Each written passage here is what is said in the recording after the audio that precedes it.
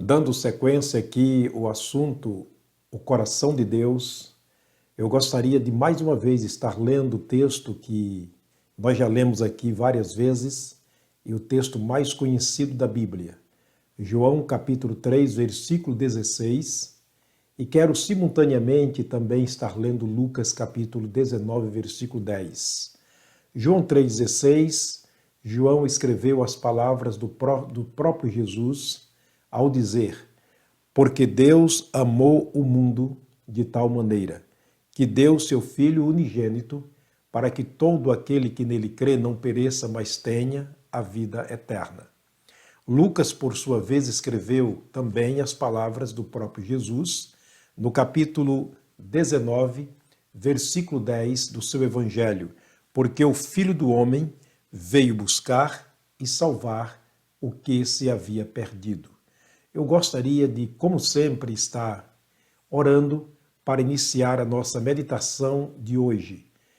Vamos fechar os nossos olhos, elevar os nossos pensamentos a Deus através de uma breve oração. Oremos então. Pai querido, Pai de amor, obrigado pela Tua graça, pela Tua infinita misericórdia. Obrigado, Senhor, por permitir estarmos aqui juntos mais uma vez, diante da Tua palavra e diante do Senhor, para uma palavra que precisamos ouvir de Ti. Pedimos que o Espírito Santo esteja transmitindo, Senhor, distribuindo e aplicando a Tua palavra aos nossos corações de acordo às nossas necessidades. Oro com gratidão no coração por todas as misericórdias do Senhor derramadas sobre nós, no nome de nosso Senhor e Salvador Jesus Cristo. Amém. O coração de Deus é algo profundo e que impossivelmente saberíamos como é o coração de Deus ou o que está no coração de Deus, a menos que a palavra dele nos revelasse. Graças a ele por ter deixado conosco a sua palavra escrita, a fim de que nós pudéssemos conhecer aquilo que ele quer que nós o conheçamos. Portanto, nessas mensagens que estamos falando sobre o coração de Deus, falamos na mensagem anterior, conhecendo o coração de Deus por dentro.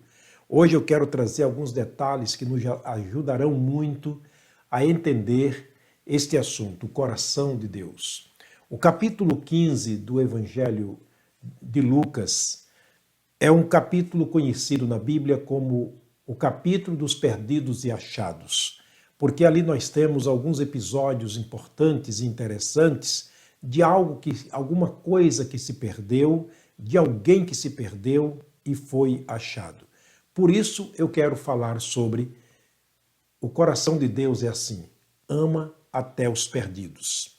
Vejamos a primeira parte desse capítulo 15 de Lucas, dos versos 1 ao versículo 6, fala sobre uma ovelha que se perdeu. Ele diz que um certo pastor sentiu a falta de uma das suas ovelhas. Por sinal, 99 ovelhas. E ele deixou as 99 no curral. Aliás, eram 100 ovelhas, ele deixou 99 no curral e foi atrás daquela que se perdeu. E procurando, até encontrá-la. E ao encontrá-la, ele colocou sobre os seus ombros, voltou para casa com alegria e chegando em casa ele reuniu os seus amigos e vizinhos e disse: alegrai-vos comigo, porque achei a minha ovelha perdida. Esse é um detalhe que eu quero chamar a atenção do querido amigo e irmão para o texto, para o episódio aqui. Alegrai-vos comigo é o convite feito pelo pastor das ovelhas para que junto com seus amigos estejam se alegrando. Logo em seguida, a partir do verso 8 ao verso 9, Jesus fala sobre a mulher que perdeu uma moeda de valor. E ela então, com diligência, ela varre toda a casa e procura a encontrá-la, até que finalmente ela encontra a moeda que havia se perdido e, ao achá-la, ela reúne as vizinhas e faz um convite. Disse: vinde e alegrai-vos comigo, porque achei a minha moeda perdida. Portanto, nos dois episódios, uma coisa que me chama muita atenção é tanto no versículo 6 quanto no versículo 9, é o convite feito por ambas as pessoas que acharam que havia sido perdido.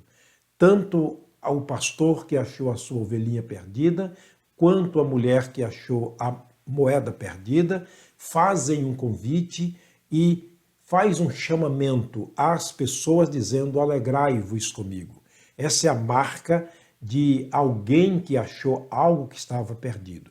Mas a partir do versículo 11 até o versículo 24 do capítulo 19, ou seja, 15 de Lucas, nós temos a última pessoa que foi achada e que estava perdida. Ele fala sobre o filho pródigo. Filho pródigo é para descrever um filho desobediente, um filho esbanjador, um filho rebelde, um filho que abandonou o pai e que saiu de casa para viver a sua própria vida por sua própria conta.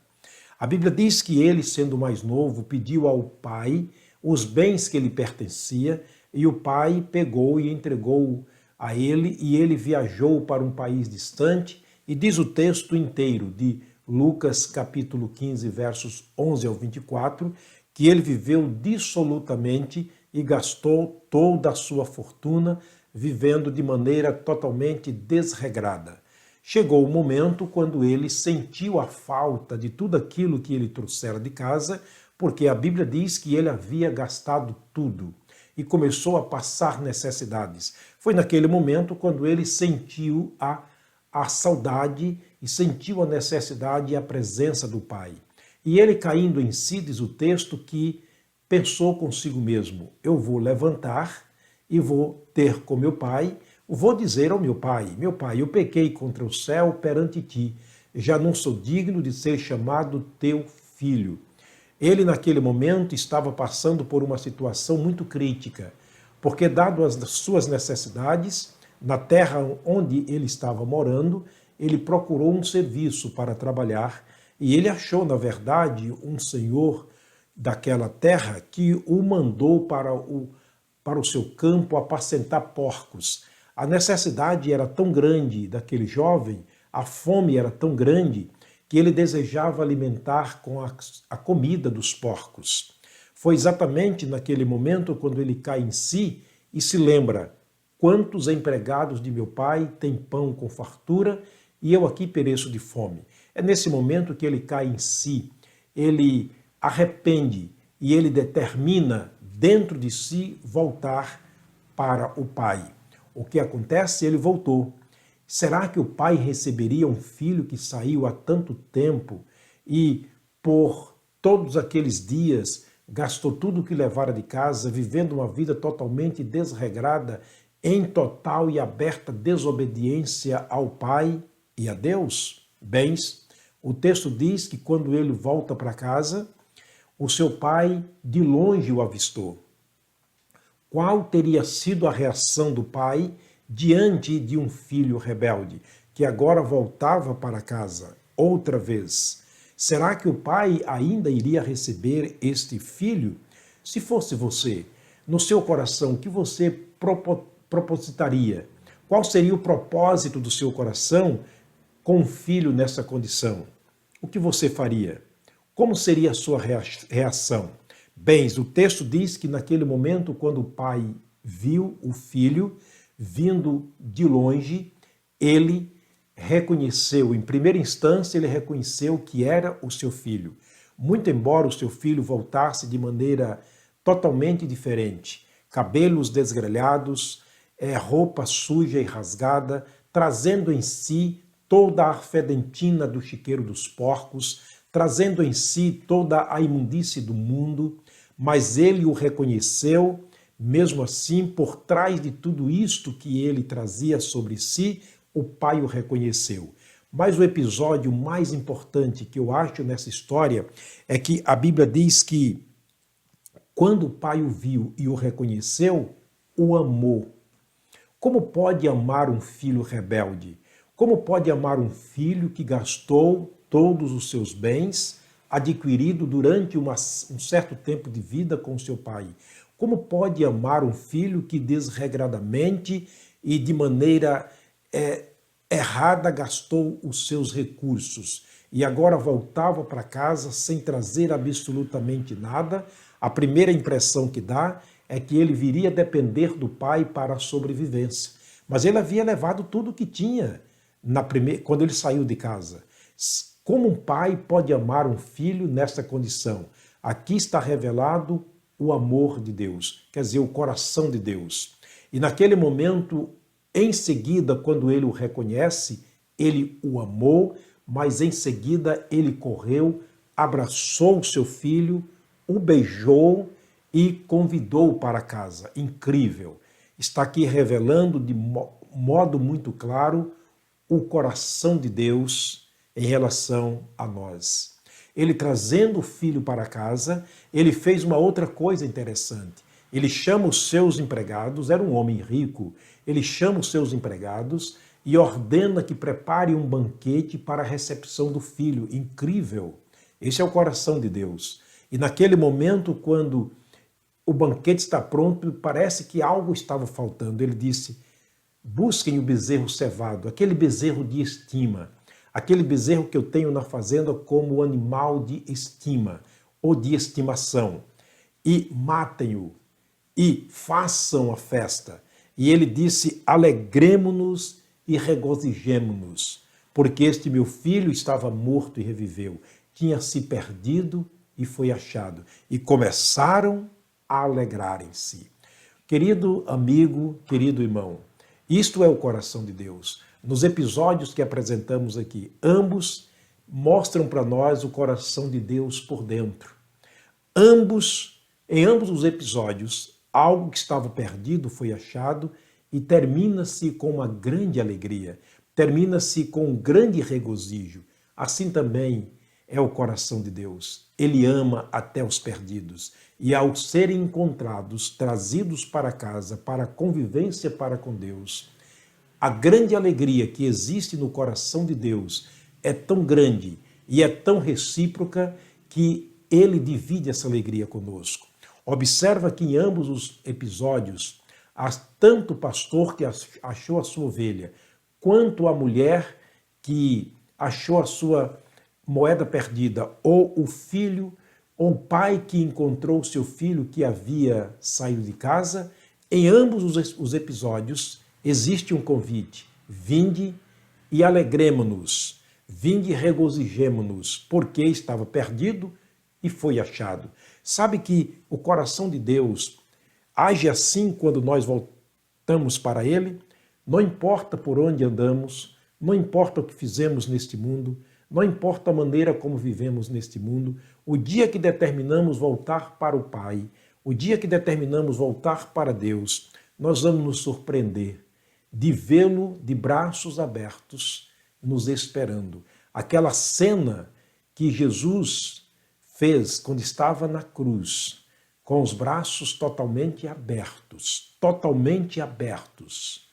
era um gesto de amor, muito embora representava também ali o ódio, aquele ódio do coração do homem, a maldade do coração do homem em prender os braços de Jesus na cruz, mas Deus o permitiu para mostrar que ali estava medindo o coração de Deus, estava medindo o grande amor de Deus por mim, por você, por nós.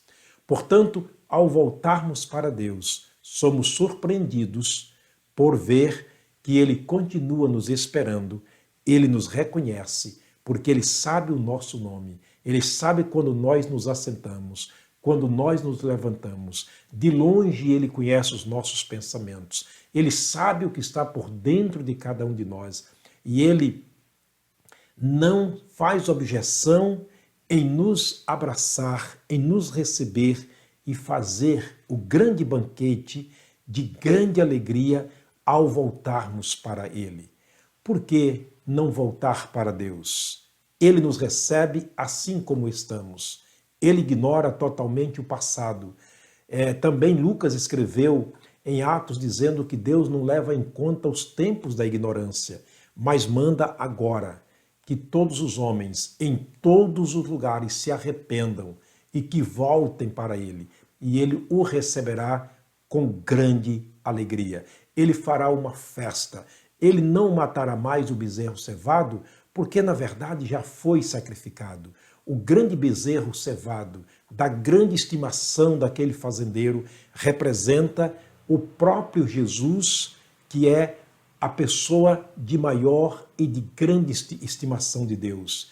E João 3,16 diz que ele já sacrificou esse bezerro, porque Deus amou o mundo de tal maneira que deu o seu Filho unigênito, a fim de que todo aquele que nele crê não pereça, mas tenha vida eterna.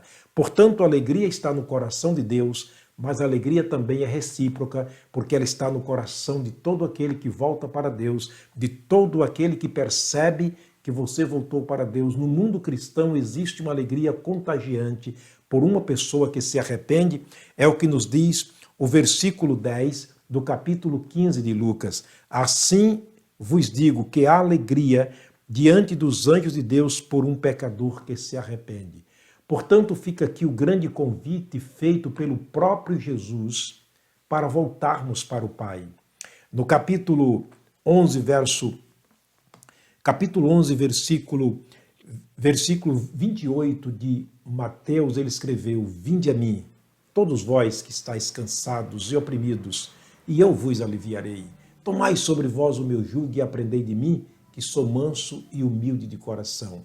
Se você ler Apocalipse capítulo 3, versículo 20, ele vai dizer: Eis que eu estou à porta e bato.